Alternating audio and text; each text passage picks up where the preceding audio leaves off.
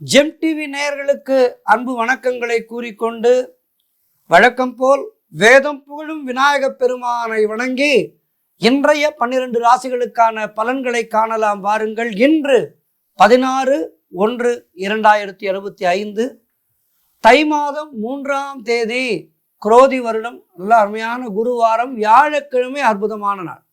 இன்றைய ஆதிக்க கிரகம் குரு பகவான். இன்று நாம் வழிபட வேண்டிய தெய்வம் தட்சிணாமூர்த்தியை வழிபட வேண்டும். இன்றைய விசேஷம் உழவர் திருநாள், காணும் பொங்கல். விவசாயிகள் எல்லாம் காலம் முழுவதும் ஆண்டு முழுவதும் உழைத்து இன்றைய நாள் தங்களை உற்சாகப்படுத்திக் கொள்வதற்காக வெளியிடங்களுக்கெல்லாம் சென்று 4 பேரை பார்த்து சந்தோஷமாக இருந்து கழிக்கக்கூடிய அற்புதமான நாள். மனம் கழித்து இந்த காணும் பொங்கலை கொண்டாடுகின்ற அனைத்து சொந்தங்களுக்கும் மனமார்ந்த காணும் பொங்கல் நல்வாழ்த்துக்களை தெரிவித்துக் கொண்டு, இன்றைய சூரிய உதயம் காலை 6:35 சூரிய அஸ்தமனம் மாலை 6:02. நல்ல நேரம் காலை 10:30 முதல் காலை 11:30 வரை. அதேபோல் மாலை 6:30 முதல் இரவு 7:30 வரை. இன்றைய ராகு காலம் மதியம் 1:30 முதல் மதியம் 3 வரை. இன்றைய யமகண்டம் காலை 6 முதல் காலை 7:30 வரை. இன்றைய குளிகை நேரம் காலை 9 முதல் காலை 10:30 வரை. இன்றைய சுபஹோரை சூரியஹோரை நேரம் காலை 8 முதல் 9 வரை. இன்றைய நட்சத்திரம் இன்று மதியம் 12:54 வரை ஆயில்யம், அதன் பின்பு மக நட்சத்திரம். இன்றைய திதி இன்று அதிகாலை 4:44 வரை தேய்பிறை துதியை, அதன் பின்பு திருதியை துதி வருகின்றது. இன்றைய சந்திராட்டம நட்சத்திரம் உத்திராடம் நட்சத்திரத்துக்கு சந்திராட்டமும் இருக்கின்றது, கவனமாக இருக்கவும். அடுத்து நாம் காண இருப்பது 12 ராசிகளுக்கான பலன்களை வாருங்கள் காணலாம். 12 ராசியில் இருக்கும் இன்றைய நாள் சிறப்பாக இருக்க பிரார்த்தித்துக் கொண்டு, மேஷ ராசி அன்பர்களே, இன்று மதியம் 12:54 வரை சந்திரன் உங்கள் ராசிக்கு 4ஆம் இடத்திலே இருக்கின்றார். உங்களுடைய ராசி அதிபதி செவ்வாய் ராசிக்கு 4ஆம் இடத்திலே இருக்கின்றார். ஆகவே இன்று உங்களுடைய திறமைகள் வெளிப்படும், பெயரும் புகழும் கிடைக்கக்கூடிய அற்புதமான நாளாக இன்றைய நாள் இருக்கின்றது. குழந்தை பாக்கியம் உண்டாகும், தாய் வழி சொந்தங்களின் உதவிகள் எல்லாம் கிடைக்கும், கடன் தொல்லைகள் முற்றிலுமாக விலகும், மனக்குழப்பங்கள் தீரும் நாள். புதிய முயற்சிகள் கைகூடும், தொழிலிலே நல்ல முன்னேற்றம் உண்டாகும், திருமணம் போன்ற சுபகாரிய பேச்சுவார்த்தைகள் இனிதே முடியும். சிலருக்கு உத்தியோக மாற்றம் உண்டாகும், பொருளாதாரம் மிகவும் திருப்திகரமாக இருக்கும், உடல் ஆரோக்கியம் நன்றாக இருக்கின்றது. எல்லா வகையிலும் இன்றைய நாள் மிக சிறப்பாக இருக்கின்றது. மேலும் சிறப்புகளை பெறுவதற்கு குரு தட்சிணாமூர்த்தியை வணங்குங்கள். வாழ்த்துக்கள். ரிஷபராசி அன்பர்களே, இன்று மதியம் 12:54 வரை சந்திரன் உங்கள் ராசிக்கு 3ஆம் இடத்திலே இருக்கின்றார். உங்களுடைய ராசி அதிபதி சுக்கிரன் ராசிக்கு 10ஆம் இடத்திலே இருக்கின்றார். ஆகவே இன்று தந்தை வழி சொந்தங்கள் மூலம் நல்ல அனுகூலம் உண்டாகும். சிலருக்கு வீடு, வண்டி, வாகன மாற்றம் உண்டாகும். உடல் ஆரோக்கியம் சிறப்பாக இருக்கின்றது. அலுவலகத்திலே புதிய வாய்ப்புகள் வெற்றியை தரும். நீங்கள் நினைத்தது அனைத்தும் நல்லபடியாக நடக்கக்கூடிய அற்புதமான நாள். எதிர்பார்த்த பணம் கைக்கு வரும். திருமணம் போன்ற சுபகாரிய பேச்சுவார்த்தைகள் இனிதே முடியும். முகூர்த்த நாளை குறிப்பீர்கள். கடன் பிரச்சனைகள் முற்றிலுமாக தீரும். குழந்தை பாக்கியத்திற்காக காத்திருக்கின்ற தம்பதிகளுக்கெல்லாம் சத்சந்தான பிராப்தி கிடைக்கும். காரிய வெற்றிகள் உண்டாகும். உத்தியோக உயர்வு, பதவி உயர்வு போன்றவை கிடைக்கும். நீங்கள் சொந்த தொழில் செய்பவராக இருந்தால் அதிலே மிகப்பெரிய வளர்ச்சி உண்டாகும். நண்பர்களாலும் உறவினர்களாலும் நல்ல ஆதாயம் கிடைக்கின்ற அற்புதமான நாள். மேலும் நல்ல பலன்களை பெறுவதற்கு குரு பகவானை வணங்குங்கள், குரு தட்சிணாமூர்த்தியை வணங்குங்கள். வாழ்த்துக்கள்.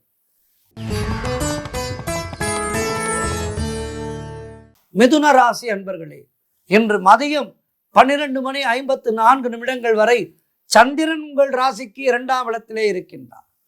உங்களுடைய ராசி அதிபதி புதன் ராசிக்கு 7ஆம் இடத்திலே இருக்கின்றார்.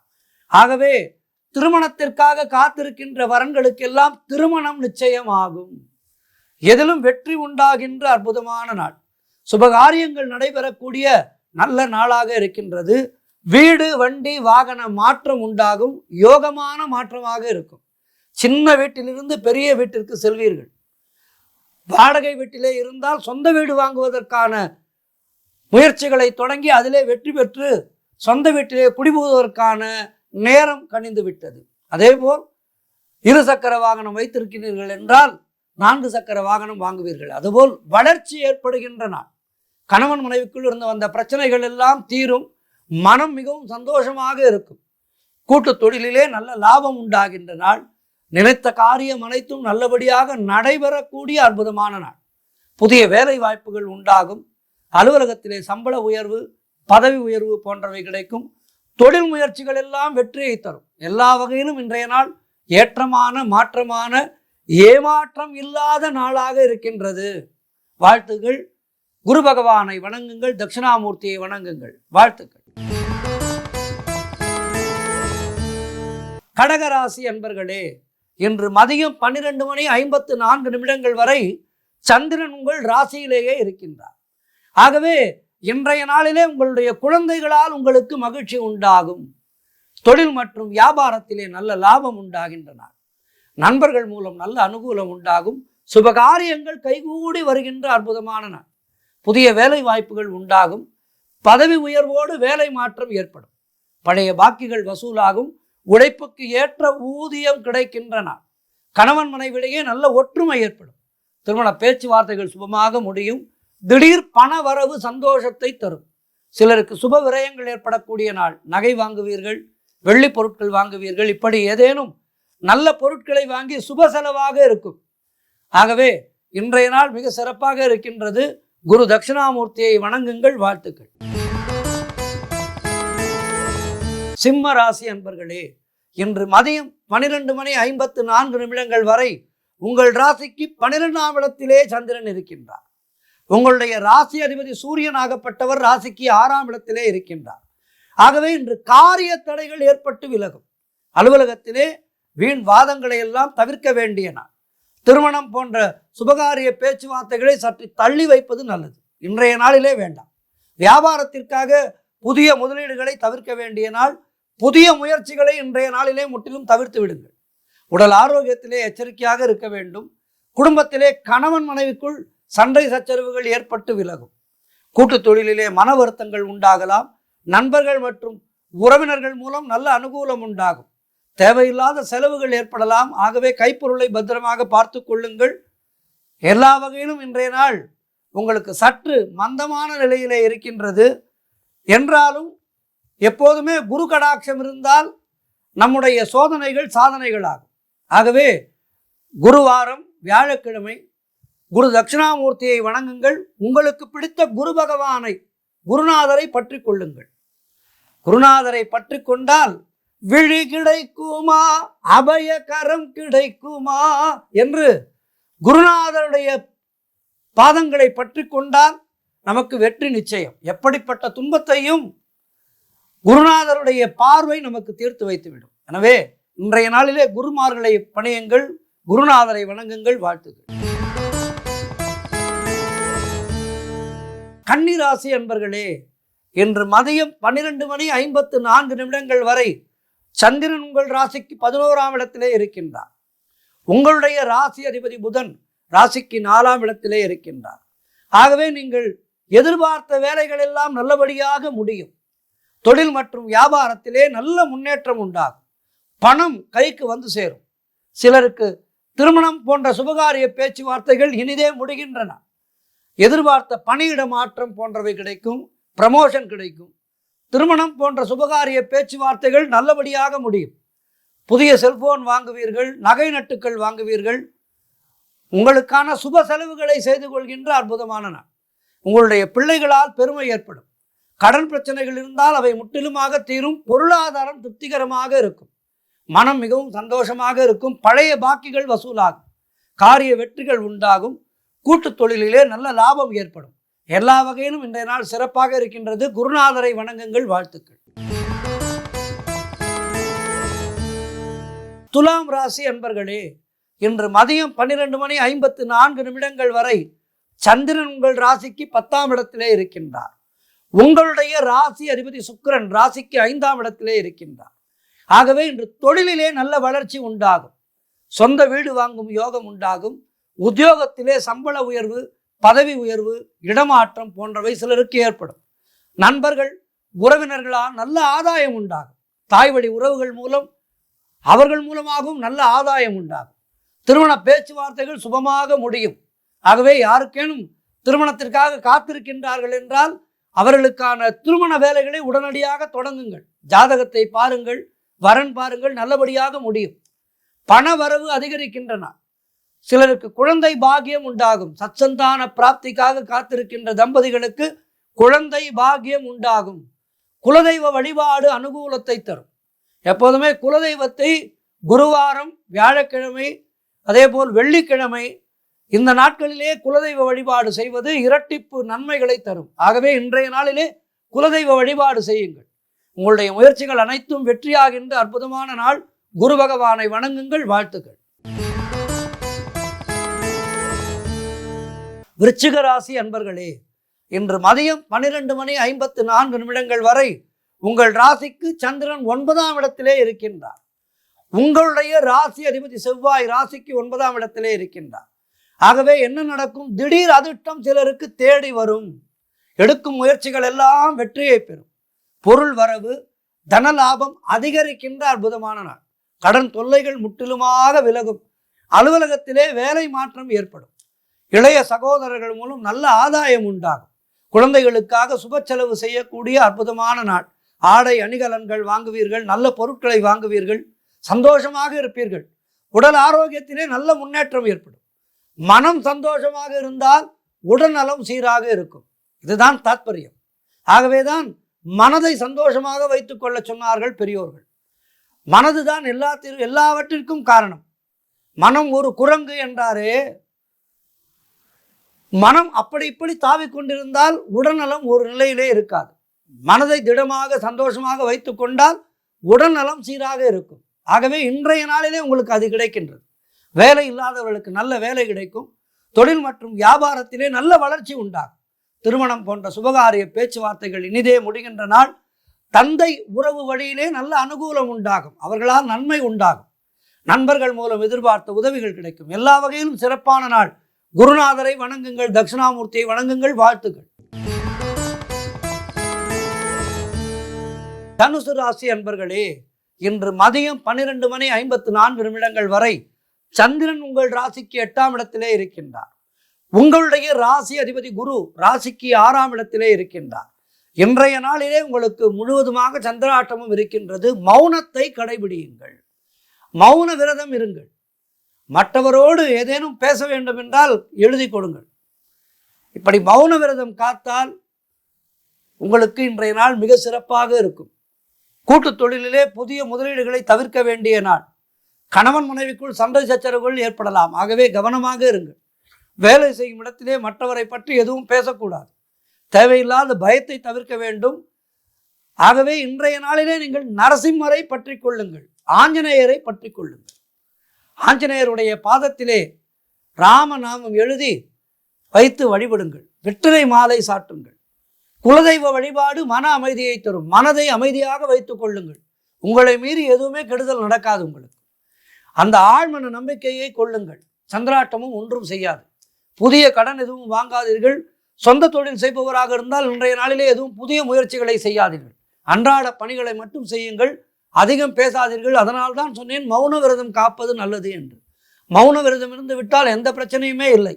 ஆகவே மௌன விரதம் இருந்து அதிகம் பேசாமல் இருந்து குருமார்களை வணங்கி நன்மை காண வேண்டிய அற்புதமான நாள். மகர ராசி அன்பர்களே, இன்று மதியம் 12:54 வரை சந்திரன் உங்கள் ராசிக்கு 7ஆம் இடத்திலே இருக்கின்றார். உங்களுடைய ராசி அதிபதி சனி ராசிக்கு 2ஆம் இடத்திலே இருக்கின்றார். ஆகவே இன்று உங்களுடைய தொழில் வியாபாரத்திலே நல்ல முன்னேற்றம் ஏற்படும். உங்களுடைய மனம் சந்தோஷமாக இருக்கும். பண வரவு அதிகரிக்கின்ற நாள். அலுவலகத்திலே பதவி உயர்வு, சம்பள உயர்வு போன்றவை கிடைக்கும். உடல் ஆரோக்கியம் மிகவும் திருப்திகரமாக இருக்கின்றது. புதிய முயற்சிகள் வெற்றியை தரும். நீங்கள் தொட்டதெல்லாம் பொன்னாகக்கூடிய அற்புதமான நாள். பொருளாதாரம் மிகவும் திருப்திகரமாக இருக்கும். நண்பர்கள் மூலம் நல்ல அனுகூலம் உண்டாகும். நினைத்ததெல்லாம் நல்லபடியாக நடக்கக்கூடிய அற்புதமான நாள். புதிதாக வேலை தேடுபவர்களுக்கு நல்ல வேலை கிடைக்கும். நீண்ட நாட்களாக குழந்தை பாக்கியத்திற்காக காத்திருக்கின்ற தம்பதிகள் நல்ல செய்தியை பெறுவீர்கள். குழந்தை பாக்கியம் உண்டாகும். ஆகவே இன்றைய நாளிலே எல்லாமே சிறப்பாக இருக்கின்றது. மேலும் சிறப்புகளை பெறுவதற்கு குருமார்களை வணங்குங்கள், தட்சிணாமூர்த்தியை வணங்குங்கள். வாழ்த்துக்கள். கும்பராசி அன்பர்களே, இன்று மதியம் 12:54 வரை சந்திரன் உங்கள் ராசிக்கு 6ஆம் இடத்திலே இருக்கின்றார். உங்களுடைய ராசி அதிபதி சனி ராசியிலேயே இருக்கின்றார். ஆகவே வேலை மாற்றம் சிலருக்கு ஏற்படும். குலதெய்வ வழிபாடு வெற்றியை தரும். வீண் வாக்குவாதங்களை எல்லாம் தவிர்க்க வேண்டிய நாள். மேலதிகாரிகளால் நெருக்கடிகள் உண்டாகும். வீண் விரயங்கள் உண்டாகின்ற நாள். ஆகவே தயவு செய்து இந்த கடன் அட்டைகளை எல்லாம் இன்றைய நாளிலே வெளியில் எடுத்து செல்லாதீர்கள். பெரும்பாலோர் மாட்டிக்கொள்வது இந்த கடன் அட்டையிலே.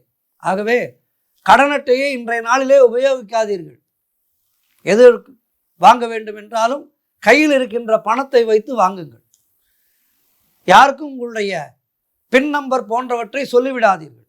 பெரிதாக நட்டம் ஏற்படும். ஆகவே கவனமாக இருங்கள்.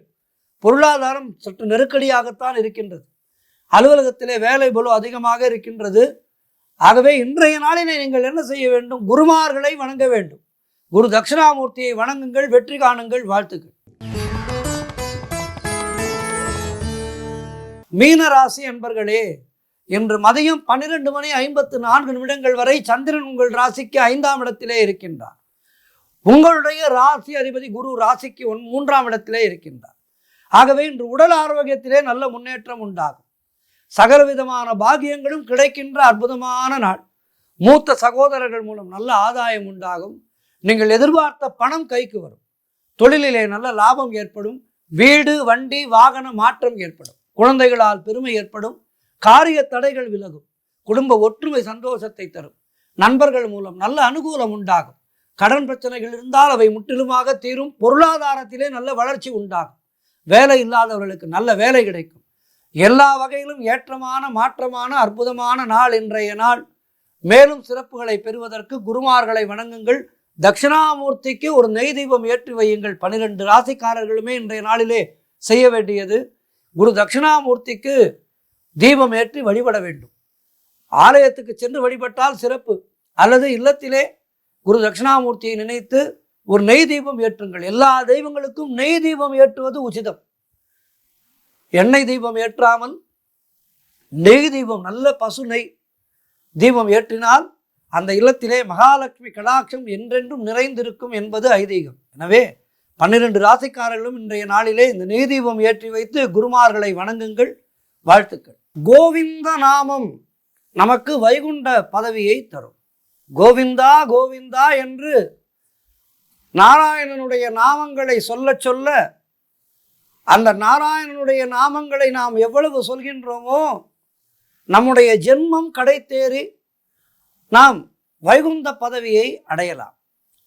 குறிப்பாக ஒரு சில விரதங்கள் இருக்கின்றது. மாதம் வருகின்ற ஏகாதசி விரதம்.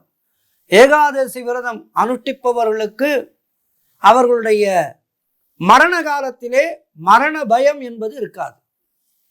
அவரை யமதூதர்கள், யமகிங்கரர்கள் வந்து அழைத்து செல்ல மாட்டார்கள்.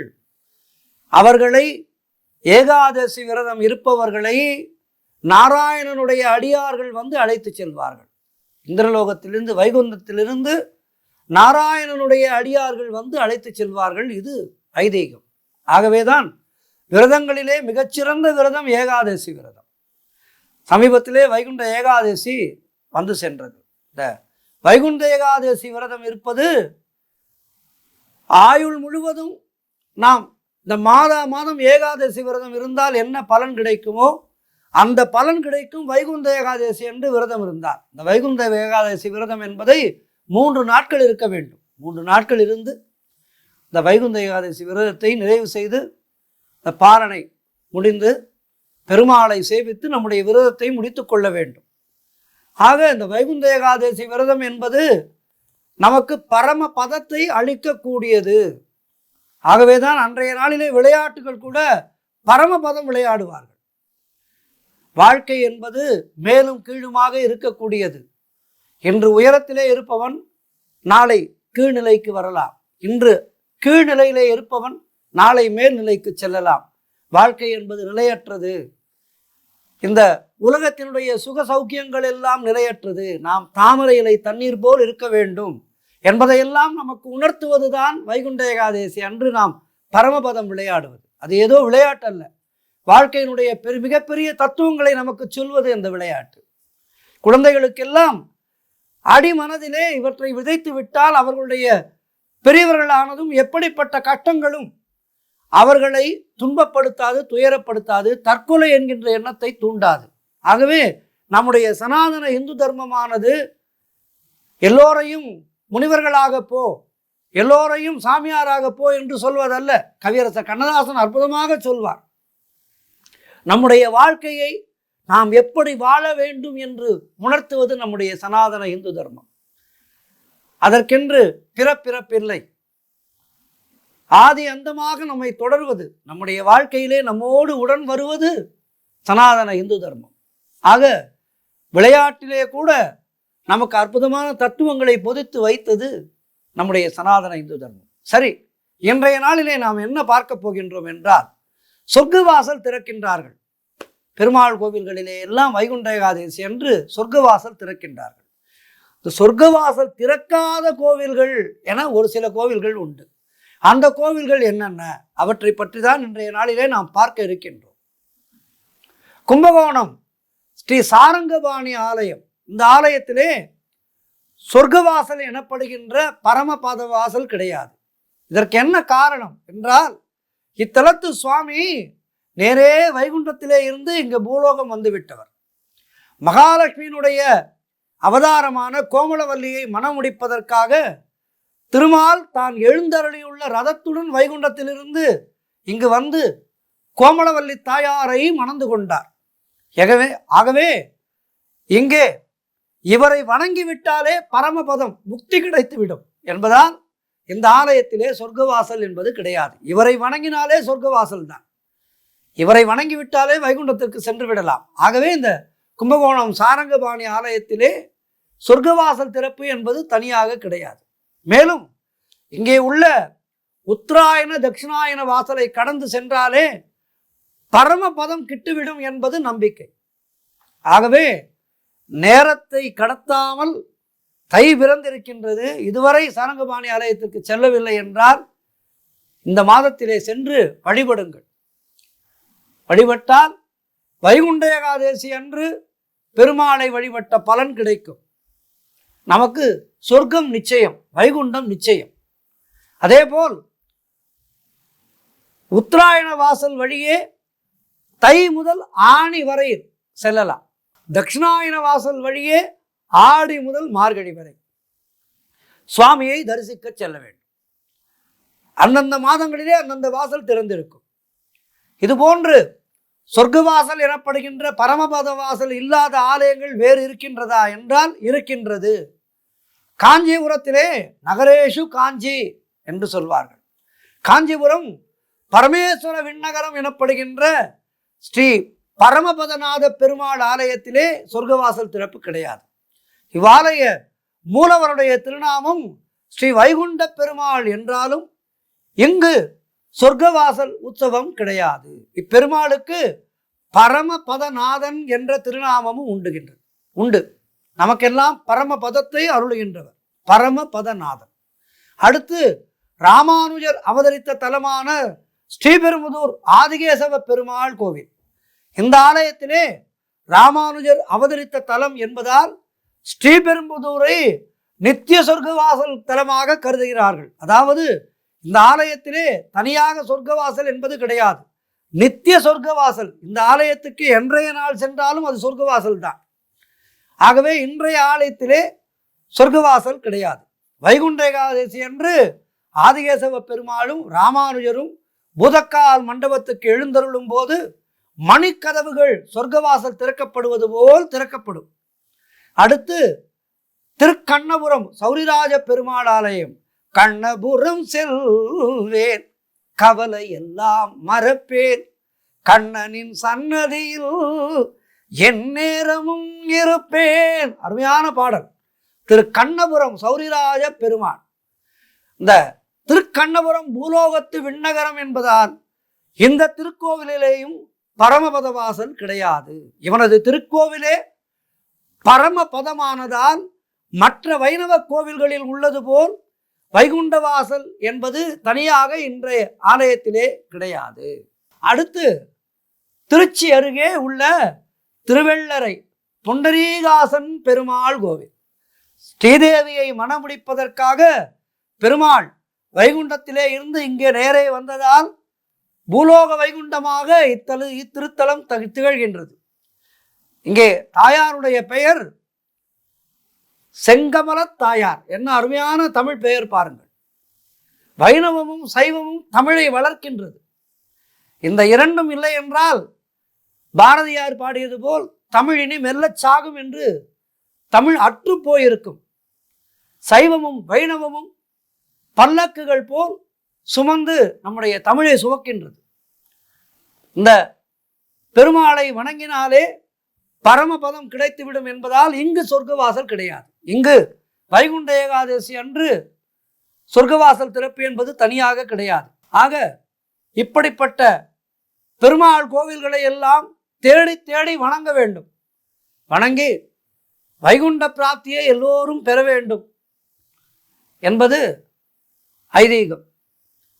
ஆகவே நமக்காக ஆன்மீகம் அருமையாக கற்றுத்தந்திருக்கின்றது. இவற்றையெல்லாம் கடைபிடித்து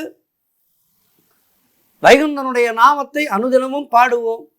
எல்லோரும் பரமபதம் அடைவோம். பிறப்பில்லா பெருவாழ்வு பெற வேண்டும் எல்லோரும். நமோ வெங்கடேசா, நமோ நாராயணா, நமோ கோவிந்தா. நன்றி.